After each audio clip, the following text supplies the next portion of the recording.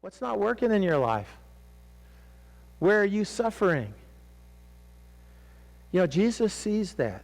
He sees where you are suffering. But today He's inviting you to let His wisdom and His power and His understanding come and to speak to you about how He is addressing that in your life. You know, some of the places where we're suffering from things that started a long, long time ago, generations ago. With a father, with a grandfather, with people that go back in our history. Jesus looks and sees how children have been harmed and hurt generation after generation after generation. And maybe you carry some of those hurts right here in today where you were hurt as a child. And that lingers with you. And you think to yourself, Jesus, you know, why didn't you stop this? Why didn't you do something about this? And Jesus, what He's doing here today is He's saying, I have healing for you. I have healing for you. I'm going to bring freedom to your children. When He brings children to your children, He brings healing to your children's children and their children. Because Jesus just is not here to call one person out of a grave, but He's here to call generations out of a grave. And I want to tell you that your life is significant because you're the one that's chosen to break those patterns.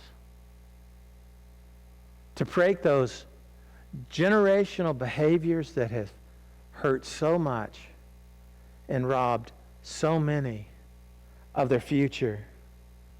I know you got some struggles.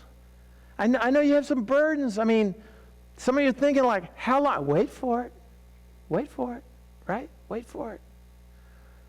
Because I want to tell you, when that moment is the right time, Jesus speaks out to graves, and sorrows are lifted, people are set free, and He brings new life.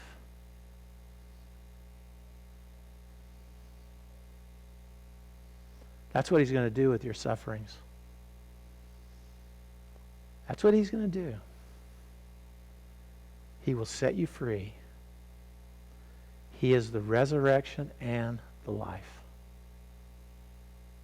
That's our message here at Spirit of Life. That's our message.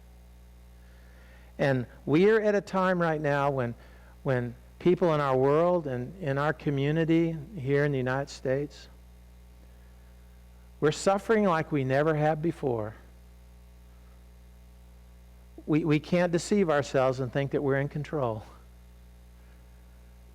Deep down in all of our hearts, we know we need help. And we have that help, the message of Jesus Christ for others. Speak that message of hope.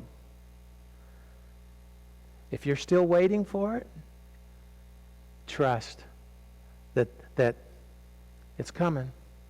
It's coming. And you're going to one day see that what Jesus did and the suffering that you held on to, that was used in a far greater and grander scale. Jesus is the Savior of the world. He's the resurrection. He's the life. He's the hope. He's the answer. And that's our message to the world. The message we speak and the message we live out as we wait for it.